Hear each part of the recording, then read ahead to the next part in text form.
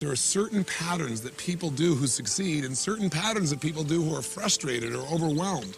And I want to share with you what those patterns are, because this is not about just giving you some little time planner, because that's not going to change your life, nor will a piece of software.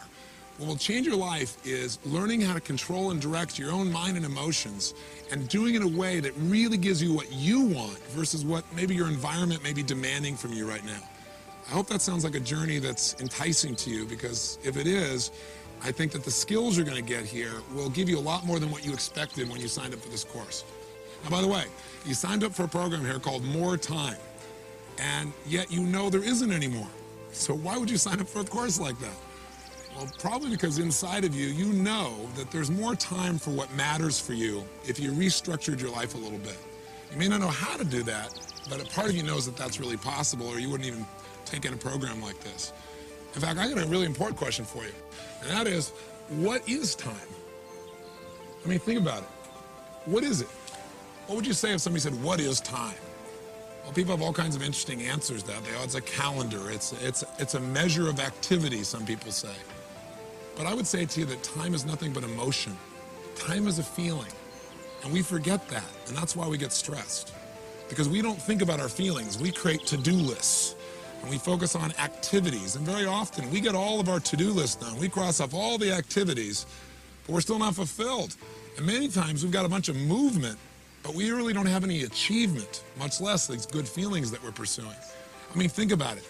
Time, you've had experiences in your life where time flew, right? Where hours may have felt like minutes, especially if you're with somebody you love, or you're doing something that really juiced you as a person, something you're really passionate about. So you and I got to get clear that if we're going to have more time, what we really have to have is more of the emotions we deserve, that we're going to have to learn how to direct and shape our own lives in a new way. And by the way, the promise that's been given to us throughout the years was that technology was going to give us more time, right? How's that work for you so far? I don't know about you, but I found that as my life became somewhat more successful, it actually became much more stressful. And with technology, instead of that freeing me, in some ways, and it's my own fault, the technology almost became the master of my life. I found myself limiting and living a life that felt limited by all these reactions I was having. And what I mean by that is work no longer was something I did at the office. Work was something that followed me on my belt with my beeper. It showed up in emails wherever I was in the world, and it showed up on my cellular telephone. And I was constantly reacting and then wondering why, gosh, I have all this activity and I have no time, and gosh, I'm not really feeling very happy even though I'm doing some good things. The reason is because there is one thing, and it's not technology, that'll change your life. And you know what's great about this one thing is it's one of the most powerful forces in your life. And the good news is this force, this power is something you've been using your whole life. And that is the power of focus. Just by changing what we focus on, we change literally what we feel. What you focus on to a great extent determines whether you're succeeding or whether you're failing in your business, in your career, with your children, in your intimate relationships as well. So focus really determines the quality of our lives. Whether or not you're fulfilled or whether or not you just feel stressed is really a matter of focus. And ultimately, your achievement level is clearly directed on where do you focus? Where do you put your energy, your emotion, your time? But the challenge is that most of us don't direct it consciously. In fact, a lot of us are incredibly stressed because we don't consciously direct our focus. Extraordinary people who produce extraordinary results have a different way of thinking. OPA is a different way of thinking. It models what it is I've learned from being around several million people, some famous, some not so famous, but maybe more profound in what they've done for the world and for themselves. I think, wow, in business and in life, the way you focus your mind will determine your success or failure. Now here's the challenge. Most of us don't direct our focus because we're in reaction to environmental stimulus. What that means, in technical terms, made simple, is there's three things in our life that tends to grab our focus and make us react rather than really live our life on our own terms. What first gets your focus? Things that have the potential to give you pain. Things that you kind of worry about. Things that you are challenged by. Things that you think could be a real problem. That tends to get our focus, and we tend to call that worry. Worry is an achiever word for fear.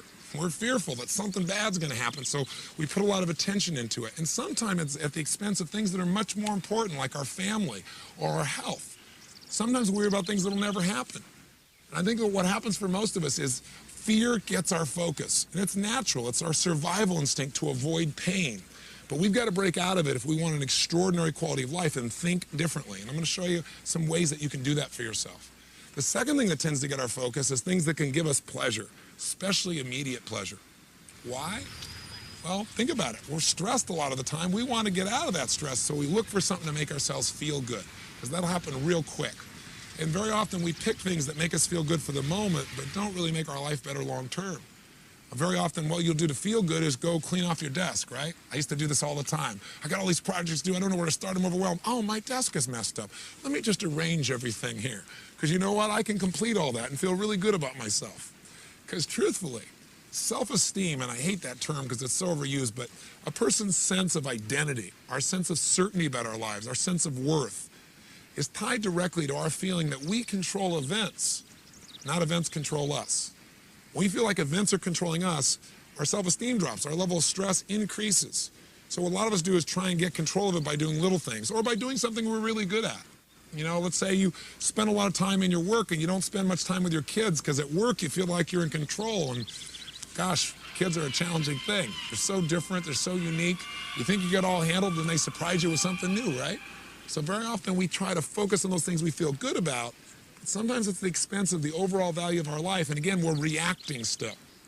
The third area that tends to get our focus, if we don't put the stakes in the ground up front and say, here's what I'm gonna focus on, here's what I want for my life, is sure enough, we tend to get caught up in other people's demands. And then our life becomes about responding to other people's urgencies and reacting. You might say, but Tony, you know, my supervisor is gonna do that, or my boss is gonna do that. Yes, but I think you're going to find when you learn this OPUS system, you're going to be able to get your boss to get results they never had before. You're going to be able to do more for them than they've ever seen before. And you'll be able to literally help them to manage you and themselves more effectively if you have a supervisor. If you're in charge, quote unquote, then I think you're going to find that there's going to be a great deal of fulfillment and you won't be responding to everybody's demands there either. Does that sound like it might be useful? I can tell you something, as long as you're responding to the things that concern you, the potential for pain or worry, as long as you're trying to get a quick fix of feeling good, as long as you're responding to people's demands, you're living a life of reaction, and you won't get the level of fulfillment, much less the results that you really deserve. So how do we turn that around? Well, first of all, you gotta understand the price of focusing on what you fear. And I'll give you a fun, simple example. Years ago, I took up a fun sport, which is auto racing. And when I first went to this racing school, the very first time you get there, here's what they do with you. They put you in a car, and they say, we're going to show you what an automobile is capable of and what you can do. So you get next to this race car driver, and they take you through this course, and they're going 140 miles an hour straight at a wall in a corkscrew turn, and your heart's beating out of you, and they do it. And by the end of this thing, they look at you and say, you know, in 4 days, you're going to be able to do this. And you think to yourself, you're joking. There's just no way this is going to happen. But they say, let me tell you the secret. The reason you're scared right now is you don't know what you'd do if you got out of control. You don't know what you'd do if you got caught up in a spin. And I said, so before you ever learn to drive, the most important skill that you got to develop is learning how to come out of a spin quickly. And when the man was telling me this, I thought, God, what a great metaphor for life. Because we all do really well when things are going well. It's when we go into a spin, when things aren't working out well, when things that are stressful happen, that we kind of lose control of the direction of our lives and start reacting, and pretty soon our fear tends to cause us to end up on the rocks or in the wall, so to speak. So I said, okay, well, what's the secret? He said, it's really simple, Tony. Here's how it works.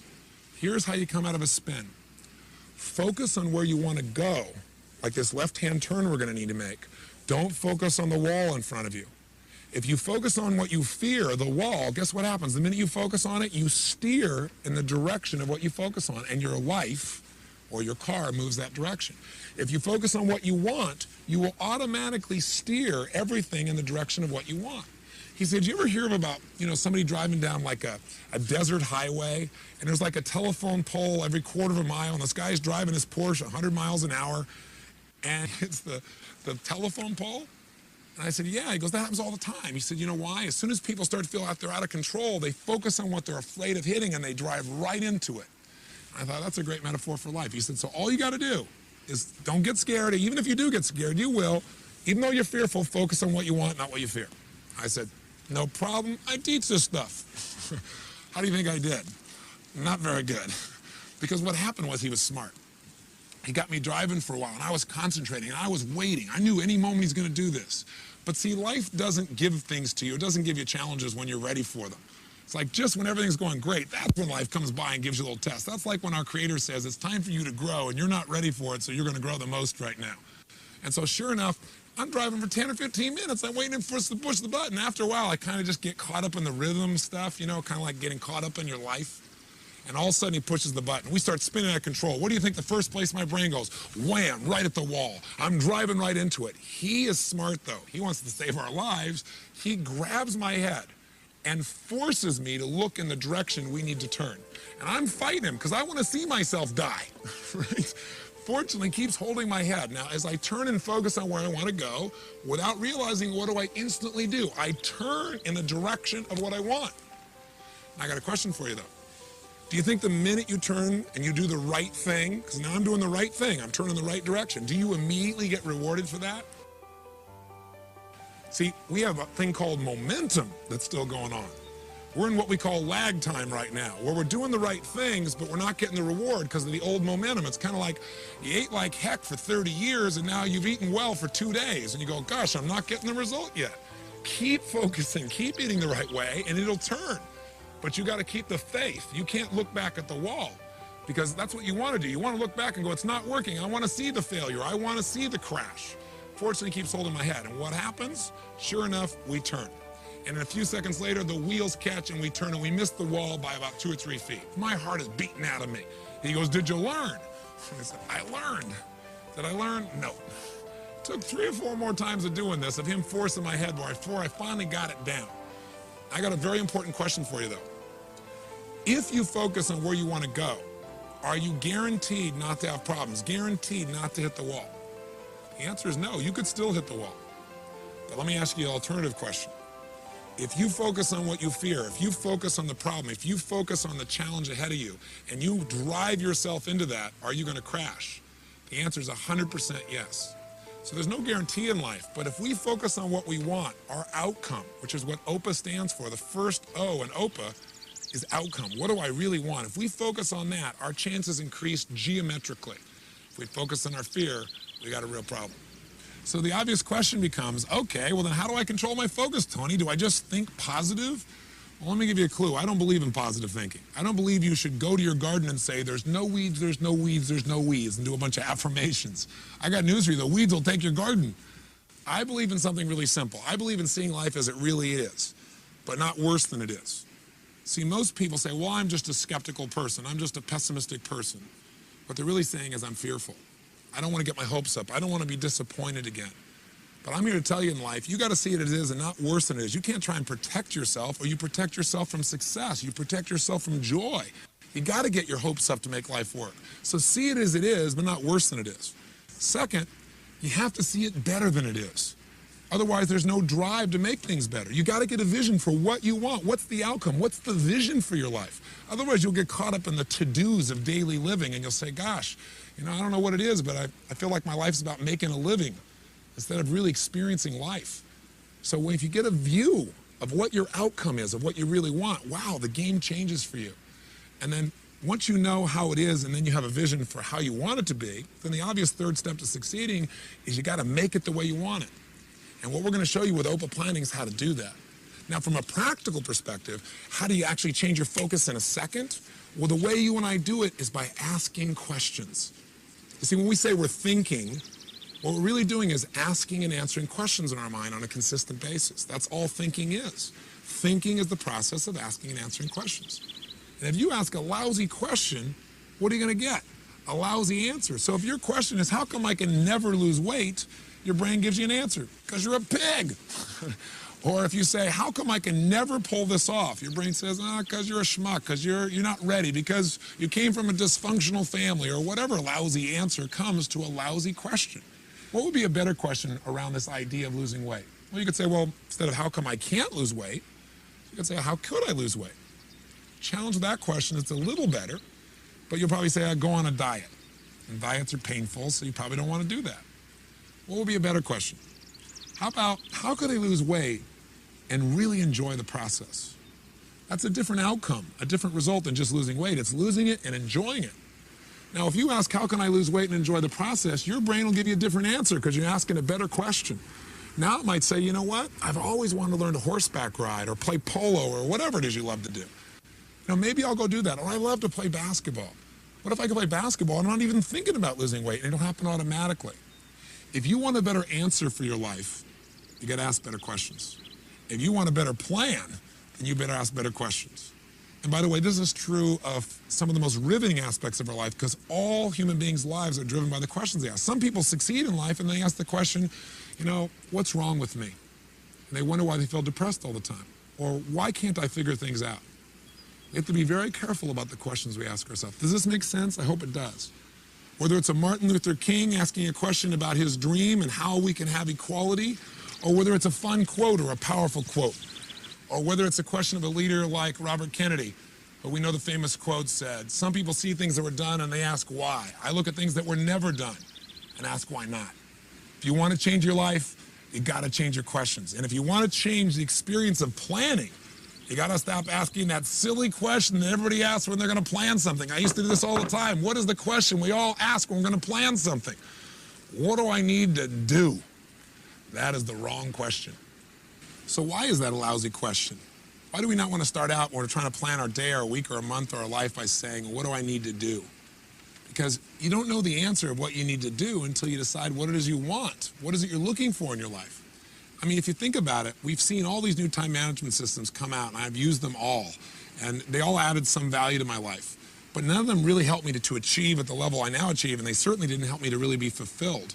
They were about making up my to-do list of all the things I needed to do, and I found myself at the end of the day, even when I crossed everything off, very often still not feeling fulfilled. Because a lot of times I got everything done, but I didn't really achieve anything, and I've learned in my life not to mistake movement for achievement. See, 100 years ago, 200 years ago, maybe it was okay to make a to-do list because life wasn't that complex. The thing today is you're the mom, you're the dad, you're the husband, you're the wife, you're the lover, you're the community activist, you're the top peak performance athlete, you're the marketing manager for the company, you're part of the coach of the Little League team. And what you need to do depends on, are you being a mom right now, or are you being a business person? Are you being a lover? Or are you being a best friend? Are you being a daughter? Who are you being? And we can't just try and manage all these roles also of our lives and expect we're going to have a life that's fulfilling when there's so much going on. We need a simple system that will help us before we try to design a plan for our time, to really design a plan for our life. And that's what you're going to do starting today. And it's not perfect, and it isn't something that's rigid. It gives you all kinds of flexibility. But it allows you to decide, hey, these are the areas of my life I'm really going to focus on. I'm going to make sure I put a certain amount of my time and focus right here in my family, right here in my physical body so I have the energy I want, right here in my emotional well-being, right here as being a marketing manager, right here in my business and empowering the people that I work with so that we have a great environment, that we don't just get results, but we have fun. So we're going to show you a system for how to do that. And once you have the plan for your life, then your planning will not start with that silly question of what do I need to do? That's a lousy question. You're going to ask a different question. You're going to ask 3 of them and in a very specific order. And I'll just tell you up front, it's really simple. The OPA word stands for the 3 questions. Before I tell you the 3 questions, let me tell you what anyone who succeeds knows. You find anyone who's successful in any area of your life, business, finance, emotion, they're happy, they're fulfilled. Here's what they know. Number 1, they know what they really want. Most people don't know what they really want. They don't know what we call their outcome, their result. And when you don't know what your outcome is, when you don't know what you really want, life can be really frustrating. Life becomes a bunch of things you have to do. And it doesn't give you any juice. You don't have a clear direction for your life. And without a clear direction, very often you end up on the rocks of life. You just don't have the guidance. You don't have that sense of that my life has some kind of meaning. The second thing that people who succeed know is not only what they want, but why they want it. Because the reasons are what drive us as human beings. That sense of purpose, that's where the emotion is. That's where the juice is. Not just getting a target, but knowing why we want that target. That's what will get you to have the energy to actually follow through. And then the third question they know is, what do I need to do to make that happen? And people that know what they really want and know why they want it can usually figure out how to make it happen because they got enough drive and enough clarity about what they want. So OPA stands for those 3 questions in a very specific way. Let me tell you what OPA gives you, freedom. Because what happens in life is most of us think our to-do list has to get done. Many times you don't have to do your whole to-do list. Most of us know that 20% of what you do gives you 80% of your results in life, doesn't it? And so what we're going to show you how to do is to have more flexibility, have a lot more choices, and get more results with more fulfillment by taking it through these 3 questions. And I want to point something out. OPA is not a time planner. Again, it isn't a book. If you open this book, you go, oh, it's got a calendar and it's got an A through Z, and so do all these other programs. Or here's a nice piece of software. That's not OPA. OPA is a simple system of thinking that will change your focus, which will immediately change how you feel. It'll change the direction you're heading. It'll turn you in a different direction, and it'll get you a different set of results. Not only is it a simple system of thinking that changes direction and results, but it'll also make you feel fulfilled. Because think of it, the only difference between work and play is your purpose. A lot of people, when they're playing, do things that are really actually hard work. But they don't call it hard work because they say it's fun, because they decided, I want to do this. This is a cool thing. This is competitive, or this is creative, or this is strong. And everyone I know who succeeds, their work has become play for them. They have really found a way to enjoy what they do because they found an empowering purpose. Activity without purpose is the drain to your life. It's a drain to fulfillment. It's a drain to achievement. So we're going to get these little simple questions, and we're going to show you how to use them in a practical way. This book will guide you to get greater results and greater fulfillment. That's the whole process of what OPA is really about. Part of what OPA is going to do is you're going to put the stakes in the ground to say, these are the most important things in my life, and I'm going to focus on them daily. And you're going to start noticing things that will bring you closer to what it is you really want. If you focus on a to-do list, guess what you get? More to-do lists, more lack of fulfillment, more things to have to do. I don't want your life to be about being a human doing. I want it to be about a human being where you experience what you really deserve and what you really want. This is a chance to really get fulfilled, to change the emotions. I mean, would you like to feel more joy on a daily basis, more passion, more excitement, a greater sense of confidence and certainty? That comes from knowing that you're in control of the events, not the events are in control of you. I want you to have a system that is your system, your life management system. That's what OPA really is. So I want to invite you to join me now. Come on this journey. Decide right now you're going to do whatever it takes to master this. Because I can tell you that in my own life, I feel so many great privileges. And I'm sure some of it must be luck. There's luck in anything. But a huge part of it, I can tell you honestly, has been focus. I focused on what I knew was most important in my life, and I've created what I want for my life, which may be different for you. But I want you to have what you want to have, not what the environment is demanding from you, not what your next email is requesting, but what your heart and soul deserves and desires. So to do that, let's start with an OPA. So get started. You know the outcome. The outcome's really simple. Right now, you got to decide, am I committed to mastering a system for managing all my life, so my personal life and my professional life work together, so nothing has to suffer. And I believe that's not only possible, I'm committed to that result. The next question is why? Why are you going to become not just good at this, but outstanding? What's your reason? That's what I'm going to ask you to do right now. And I want to thank you for letting me dump so much on you in this short period of time here. I'm looking forward to hopefully meeting you someday soon, but for right now, let's get focused and let's get this life management system called OPA in your life now and begin the journey towards a life of incredible results and extraordinary fulfillment.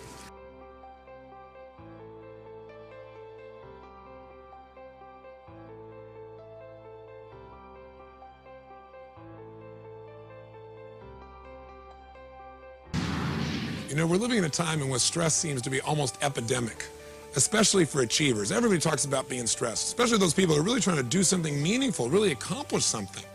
And I want to make sure that your drive for success or to make a difference really leads to the joy and the fulfillment and the excitement and the passion and the pride that you're really looking for. In order to do that, whether or not you're feeling fulfilled or whether you're feeling frustrated, to a great extent has to do with where do you spend your time? What zone, what dimension of mind, emotion, and focus do you spend your time in? For example, do you spend a lot of your time really looking for distraction, looking for a way to escape the stresses that are already there in your life?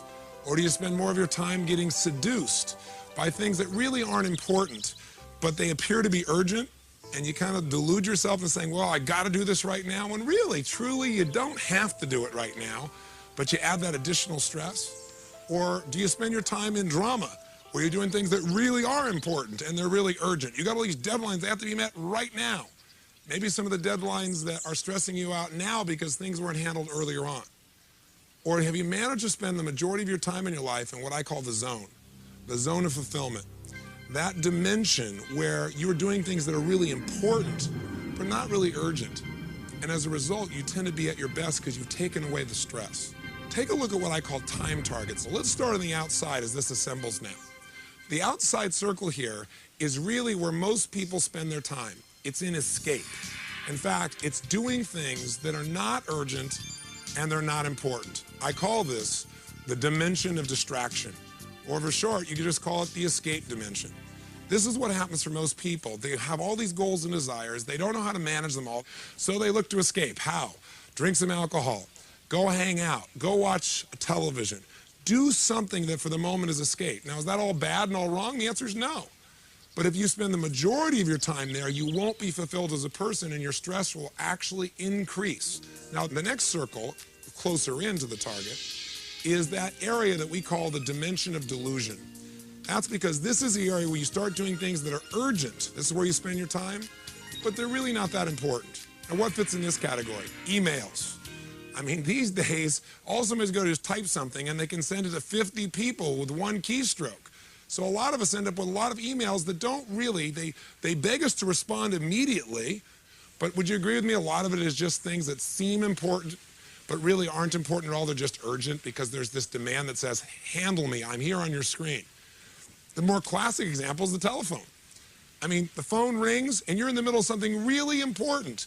And now you run to grab it and break the pattern of your focus and your feelings. Now, if we go to the third ring, the one closest to the bullseye, that's urgent and important items. That's the dimension of demand. That's where something says, we got to do this right now. You're going to have to spend time there. And a good portion of your life, if you're an achiever, is spent there. But if you spend too much area, too much time, too much focus, too much emotion in the area called demand, in that dimension, you're going to be one stressed character. So you've got to have a certain percentage of your time here, but not more than you need. And life will give you plenty of urgent and important things to deal with without you not doing your part. Where do you want to spend the majority of your time? You want to hit the bullseye as often as possible. That bullseye is the dimension of fulfillment. That's when you're doing things that are really important, but they're not urgent right now. Now, what fits in that category? Your health. Most people wait till they have a health problem to try and deal with it, and very often it's too late. We got to make that something that, even though it's not urgent, we make important, and we make that the time we spend no matter what. We spend time in what's important. So one of the secrets here is to identify, where do you spend your time?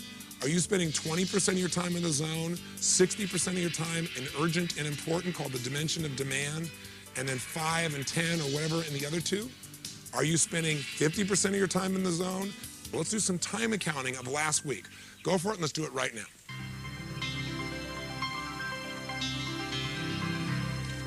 So what did you discover? Where are you spending your time? The optimum time, the goal, is to spend close to 50% of your time doing things that are important but not urgent, at least 40% of the time. If you're in that 10 or 20%, I know you're going to be stressed and you're not going to be as effective as you could possibly be. Does that make sense? People in my company will tell you, I believe that anything we really want to get done, if we're committed, there's a way to do it. There's some form of leverage. Someone else could speed it up for us. Someone else we could trade with. We could do something with. We could make it happen. Boy, if you could do that, your life would feel more fulfilled. Is it singing, a dance class, walking on the beach, time alone, time with a friend? I don't know what it is, but what is it for you? Maybe write those down. Guess what will bring you to the zone day after day after day? Oprah. When you ask that question, what's the most important outcome to me? It'll cause you to focus on what's most important to you, not just what's urgent. But what will bring you there is this life management system and this focus on outcomes. So have I sold you yet? You got to make sure you focus on spending as much time as possible doing what's important and not urgent. Get yourself into that 40, 50, 60 percentile there, and you're in for a great time with a lot less stress and an amazing amount of joy. Thank you. I'll bet I know where you want to spend the rest of your life. In the zone, right? Well, for me, this is the zone. What is it for you? Now let's go back to Tony in Fiji, and he's going to show you, just as he's shown me, how to create the life plan that will place you in the zone. Shall I proceed?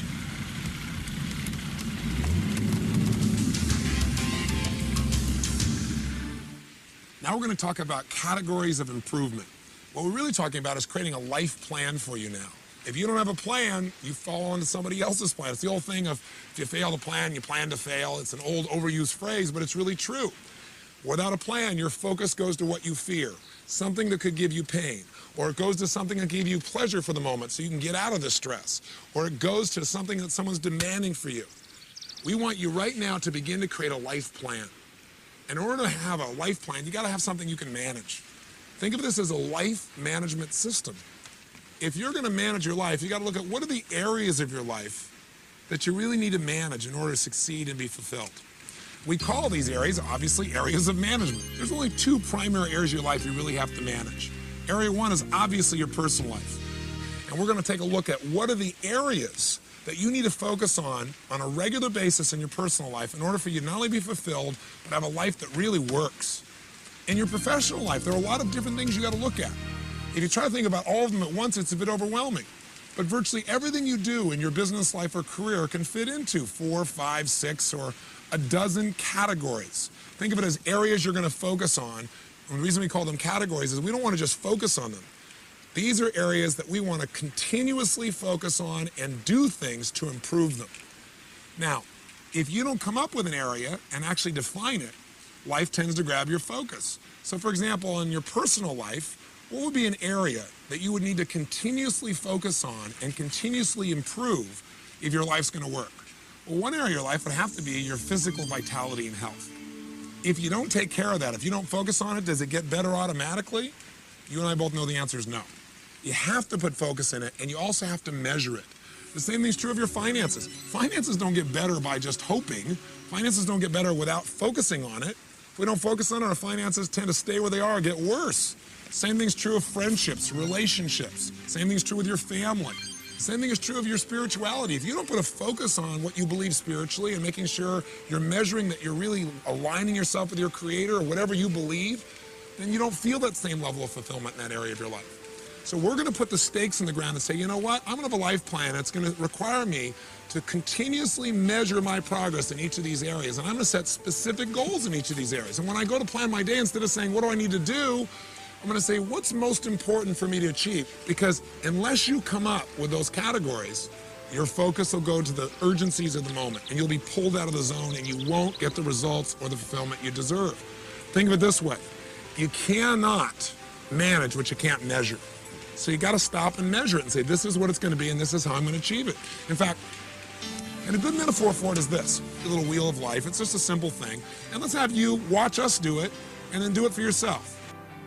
Like, for example, in this person's case, we'd say, where is this person in these 6 areas? Their physical body, where are they compared to where they want to be? If the dot in the middle here is 0 and the edge of the wheel is 100% of where they want to be, where are you? Are you 100%? Are you a 10 physically? Or are you a 5 or a 3 or a 7? Let's say this person says, well, I'm about 70% of what I'd like to be ideally. Okay, well, let's figure out about 70% of the distance and draw a mark right now, just like we've done. Let's look at emotional life for a second. Where are you emotionally compared to where you want to be? Emotion means how much joy, how much passion, how much excitement. It's probably about 30% of where I want it to be. Well, then draw a line of it's approximately 30% like we're doing here. And let's look at the next area. Let's say your financial life. Where is it compared to where you want it to be? Well, I have very big goals. I'm about 10% of where I want to be there. Someone else may say, no, I'm 90% of where I want to be. Okay, well, mark that. Let's look at your family life. What's that like? You go, no, that's really good. I'm really happy with that. That's about 80%. Where's your spiritual life? I'd say if I was honest with myself, that's about a 50% of where I really think it needs to be. And lastly, you say, what about your career? And you say, well, my career's doing pretty good. I give that 90%. Connect each one of these sections so they become a continuous outline, forming a shape. All right, now look at the shape we've got here. If this was the tire on the car called your life, how would your car drive? Well, for most people, it would be a rough ride. The categories of improvement, having these areas you're not just going to focus on continuously, but you're going to constantly improve, have specific goals for and plans for it, and that your life revolves around, will not only take you out of overwhelm, but it'll give you the power of balance. Because for most people, they think of balance as a passive thing. Balance gives you this well-roundedness that allows that tire to go stronger and faster and produce greater and greater results while being more and more fulfilled. We have 2 areas of management. What are they? There, of course, our personal life and then our professional life. Let's just take one of them. Let's take your personal life. And let's come up with what are the areas of your personal life you're going to continuously focus on and improve. Do you get the idea? Okay, you don't have to do this perfectly, and you can change this. It'll only take you 2 or 3 minutes. Go ahead and do this right now.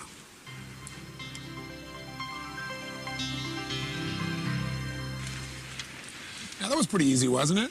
I mean, it doesn't have to be perfect, but you'll tend to notice that most people in their personal life have very similar categories because there aren't that many areas of our life that we really need to focus on for our life to be fulfilled and to be successful and for it to be balanced. Our professional lives tend to vary a little bit more because it depends on your profession. So now we're going to make that set of categories. You know, making sure I constantly improve my skills as a manager or as a salesperson or a marketer or as an accountant or as a lawyer or as a doctor. This is an area I got to constantly improve to be happy, to be fulfilled, to be successful. That's an area I got to constantly focus on. I can't just improve it once in a while. I've got to think about it and measure my improvement so I continue to have a competitive advantage and so that I feel good about my life. We want to keep that tire of your life round and strong so like a snowball, it not only moves smoothly and rapidly, but it gets bigger and bigger. So let's decide what you're going to focus on in your professional life, what you're going to constantly improve, so this part of your life is as fulfilling as your personal life as well. So let's get started. Why don't you go ahead and start right now.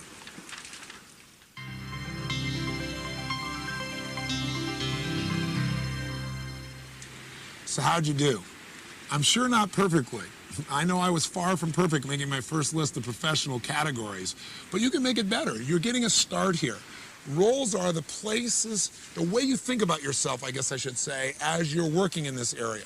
So for example, if you go, I got to work on my finances, it's different than you say, you know, I need to work on being my financial genius today. Because when you're feeling a financial genius, it makes you smile. It puts you in a different place. In these areas of your life, these categories of improvement, let's juice them up. Let's say the area of your physical body, maybe we'll put a word or two there like world-class fitness, and then we want to create 2 or 3 roles, or maybe more. Who are you? You're an athlete. You're maybe an Adonis, right? Something humorous, something that'll juice you up, something that'll make you smile, something that'll say, wow, when I think about that, I want to go there. I want to spend time in that particular area of my life. I'm a pilot, for example. Saying I'm a pilot is interesting, but when I go, you know, I'm a licensed source of passion. That makes me laugh. That makes me smile. That now allows me to share that feeling with other people in a different way. Let me give you some specific examples of how this could affect you. I had a woman who came to one of my seminars here for more time, and she was really frustrated, really depressed. And she raised her hand and she goes, well, what if you got categories, but you don't want to make any categories because you hate your job? I said, well, you know, let's talk about that for a second. What's your job? She goes, well, I'm a school teacher. And the look on her face made you know that she wasn't too terribly thrilled about it. So I said, well, what do you associate to being a school teacher? What are your roles as a school teacher? Because when you have an idea of who you are, you come up with these beliefs about what you are. She goes, well, I'm a disciplinarian. She goes, I'm basically the enforcer of the state's will. I'm a babysitter because their parents never took care of these kids, and so I have to constantly discipline and babysit them. And she was rather harsh. I said, ma'am, I understand how you feel, but can I ask you a question? Why did you originally become a school teacher? You obviously wanted to be that at one time. She goes, well, I don't know. I thought I could make a difference. I said, what did you really want to be? What did being a school teacher mean to you back then? What was the role of that? And she said, I guess I wanted to be a developer of the human spirit. And you watched her whole face just all of a sudden change. I said, then why don't you just do that? Why don't you be a developer of the human spirit? And she said, well, I said, if you were a developer of the human spirit versus a teacher, what would the rules of the game be? Who would you be? What would you do? She goes, well, if I was a developer of the human spirit, I'd have to love every child in my class. And her whole face changed. She started to smile. I said, if you were developing human spirit, what else would you have to do? She goes, well, I'd have to make learning fun. I'd have to get to know the parents and not make them wrong and help them understand their own children and what's happening in their lives. And she went on and on and on. And I said, so how do you feel about your job? She goes, I got a career. And it was that second of shift that happens when we change what something means. Words have power. They change our biochemistry. You ever had somebody call you a particular word and felt the change in your body? Words have power, the right words. They change what things mean to us. I'll give you one other quick example. Woman comes to one of our seminars, very frustrated, stressed out, hates her job. What does she do? I'm a stockbroker on Wall Street. Or what do you do as a stockbroker? Well, you got to go cold call a bunch of people and trying to get them to give your money. And then you got to follow up all the time. And I just hate it.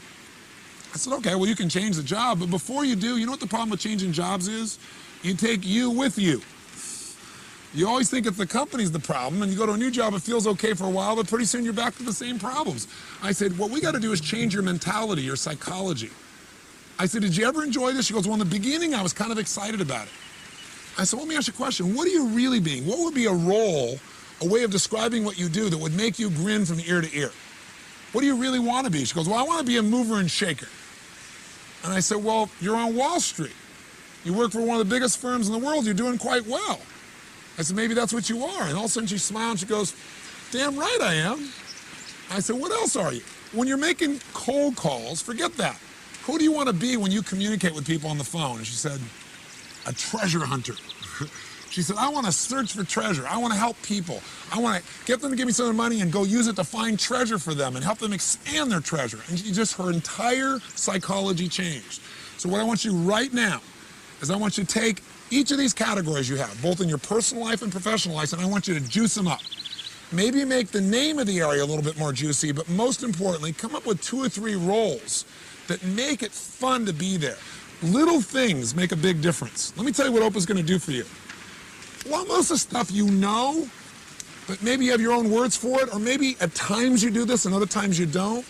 All I'm doing is giving you a set of words, a system that you probably already do at times, but by knowing what it is, you can do it consistently and not hope some of the time you feel good and sometimes you don't. If you're heading in this direction right here and we make a little 10-degree shift with Oprah, that seems like nothing. But we take that out a week from now, a month from now, 6 months from now, you're in a totally different destination in your life. Radically different difference. And language and identity are a big part of that. But start this process right now of juicing up your life by figuring out what are the roles you're going to play in these areas that are so important in your life called categories of improvement. Let's do it right now.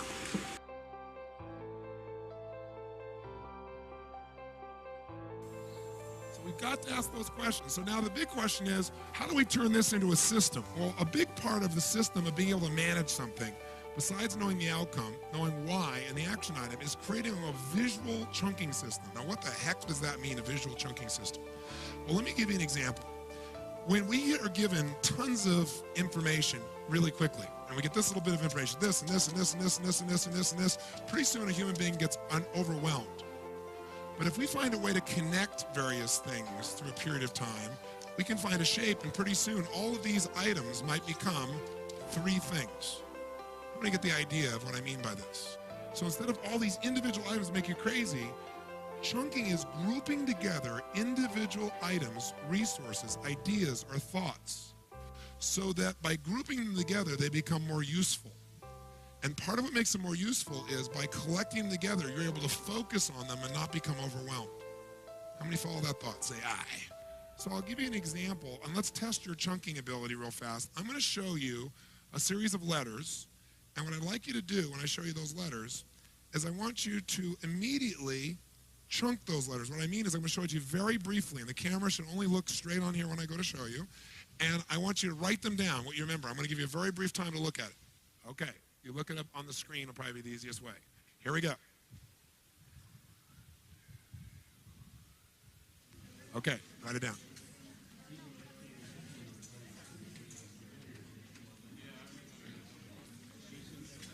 Raise your hand if you're finished. Raise your hand if you're finished. Okay, great. So I'll turn it around now and then see how accurate you were. How many got them all accurately in order? Let me see a show of hands. Okay, keep your hands up. So we got less than 5% of the room, probably 3% of the room. How many got, well, how many letters are there? I think there's 11. 1, 2, 3, 4, 5, 6, 7, 8, 9, 10, 11. How many got, of the 11 letters, you got at least 7 or more of them accurately? Okay? How many got less than 5 accurately? How many got less than 5? Okay, good. So what if I said to you, now how did you try to figure this out? How did you try to remember this? Somebody who succeeded and did it. Sir, did you get them all? Okay, tell me how, now what I want to see is how he chunked it. Now what does chunking mean? He didn't try to get the whole thing at once. He grouped it in some way, I'd be willing to bet. That's why he was able to retain it. So how did you chunk this? EUB, QEL, and EUB, QEL, QEL, and then QRAW, or UU. Okay. So he chunked it into 3 chunks. Okay, and that helped him to remember it. Okay, give me a hand, nice job. Yes. Tony, I didn't write them down. I just flashed on it, and I know what the word is. You knew what the word was? Yeah. Okay, what's the word? Albuquerque. That's correct. What if I wrote it this way? How many of you would have been able to write it down?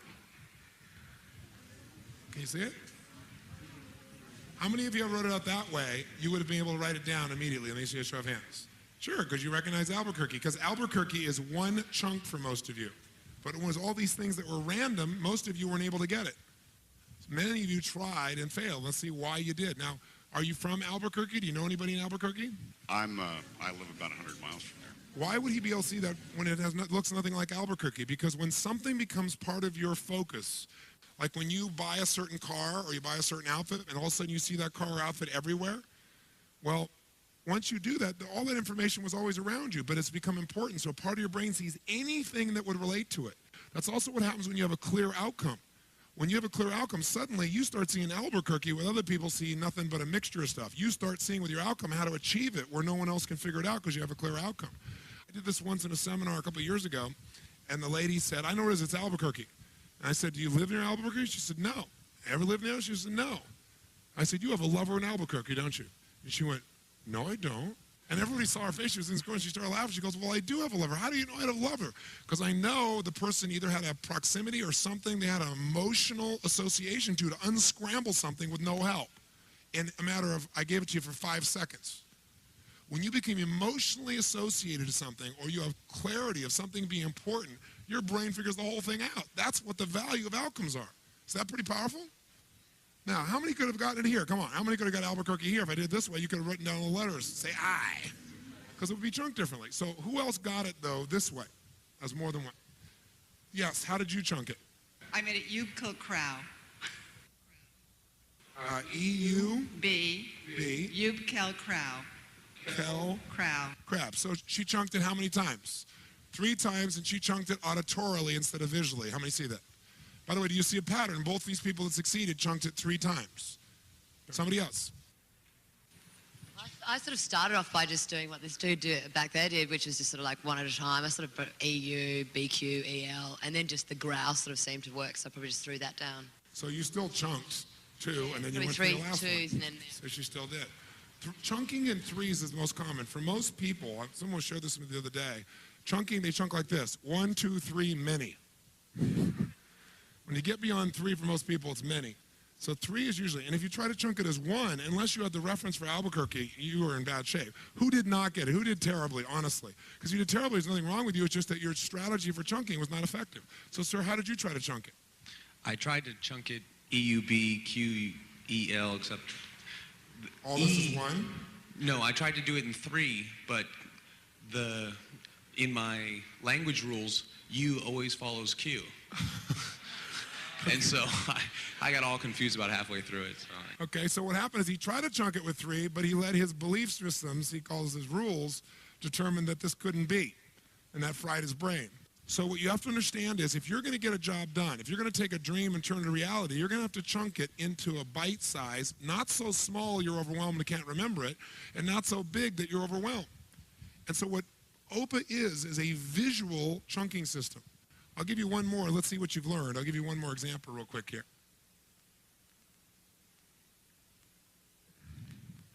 Are you ready? This one's easy. Ready? Put your pens down.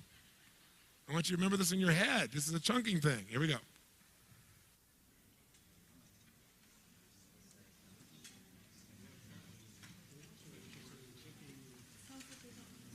How many got it? Let me see your hands. Okay, how many did not get it? Okay, those who got it, raise your hand and tell me how you chunked it. Yes, ma'am. I read it out loud to myself. I said, that says Turaparini. Turaparini. 3 syllables, 3 chunks. She used auditory, 3 chunks. Give her a hand, nice job. Oh, come on, give her a real hand. Who else got it? Yes, ma'am, how'd you do it? I'm a linguist, so I tend to look for the word that I know in any of the languages that I've studied. In this case, T-E-R-R-U is like earth, Oh, that's interesting. and I kept it in my mind. So Earth. And the Pyrenees in France, so I kept the mountain. So the point is, the ideal chunking system is 3 if you have no reference.